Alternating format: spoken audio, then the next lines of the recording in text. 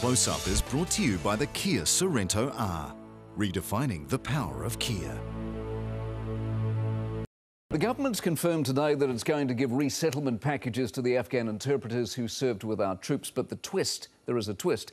Not all get the deal. Some who've risked their lives in such a dangerous job have had to go into hiding for fear of reprisals from the Taliban. Now, if you remember back to June when we first brought you the story, the Defence Minister, Jonathan Coleman, he told us this.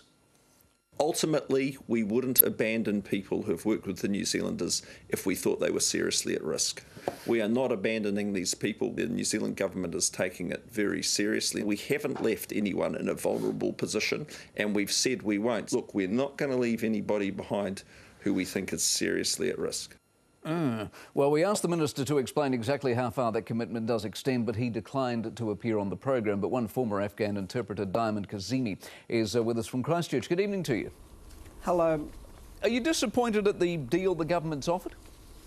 I'm pretty disappointed, and it's just a big shock to me. How many people do you know back home who have worked with the New Zealand troops who are still there and in danger, as in genuine danger? 5 to 10 former interpreters who have worked more than a decade. And so what sort of danger are they in, and how do you work out whether it's real or not, or just, threats? They've been threatened by leaders, by phone calls, in person, and while out on patrols. So what do we do about this? What are you going to do? What can you do? There's nothing I can do, and I'm pretty sure that the government should have think about this more wider, about such a, cruel decision that the government made, and only 23 of them will be granted asylum and not the ones who have worked for more than a decade. I'll give you John Key's argument in just a moment, but what I can't understand is we're not dealing with a lot of people here, are we? I mean, what are you saying? You're saying up to 10, your immediate family. What are we dealing with? Maybe 20, 30 people? Maybe, let's say 50, like 200, because I understand that New Zealand accepts 750 refugees each year. So imagine if 100 of them would be these poor people who have helped New Zealand while they're in Afghanistan. So when you look at Jonathan Coleman's words, and he says we will not forget them, we will not betray them, we will not let them down, do you think that's exactly what he's doing? I don't think that's what he's exactly doing, because he has said something else and have done something else. To me, it's different, so I don't understand that part. OK, here's John Key's argument today. That is, those people who don't get the deal, in other words, the people who used to work for the New Zealand forces but now don't, they can apply as refugees. Is that not good enough? That's not good enough, because I reckon everyone should be included in this asylum package, no matter if they have been working in the past or if they're currently working, because at the end of the day, they have all done a service to New Zealand government while overseas. All right, here's the second part of his argument. Those who left had the time to ascertain what sort of danger they were in, and therefore they worked out that they weren't in that big a danger, they could quit the job and still live in Afghanistan, therefore they've made that choice themselves. No, I disagree with this, because when they left, they were in a big danger, and then they've been threatened, so that's why they had to flee and then that place and to live somewhere else. But, if they have been threatened, and then when New Zealand troops pull out, of course, the Taliban, the insurgents, will try to hunt them down. So if they can't come here, what are they going to do?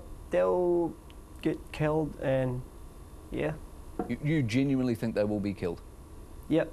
There's been letters that dropped off to my house and to my cousin's house from the insurgents saying they've all been death threats. Can I ask then, did you think about this long term and taking the job on? I mean, was there obvious and evident danger when you took the job on in the first place, or has the danger escalated as you took the job on and worked through it? The danger escalated as we worked through it, and then we never know what happened to us. It just happened suddenly that you get threatened by the people, by the insurgents groups, and by leaders. So when you took the job on as an interpreter, you were multi or bilingual, you thought it was a regular job, you'd be able to earn a good living, the danger didn't occur to you? Yeah, because my family wanted me to help the New Zealand government and then the troops, because they're such a friendly people that they're helping the Afghanistan, and so I was proud to help them, and then yeah.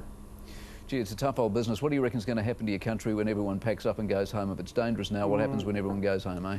Well, it's hard to say, because I just don't know what's going to happen, but I hope it gets better, not worse. Do you have hope for your country?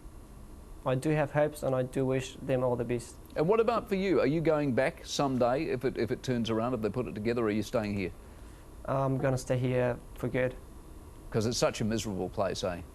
Exactly, and then for the stuff that I've been through, for the stuff that I did, so you know, it's not a good idea to go back, and it's just. And you're enjoying your life here? Yeah, I do, and it's such a great country to live in. And then I wish the rest of interpreters comes here with their family, and then have, you know, our own community here, and then yeah, what a great thing to be. Well, we'll see what happens. I appreciate your time tonight very much. Nice to catch up with you. Sweetest, thank you very much.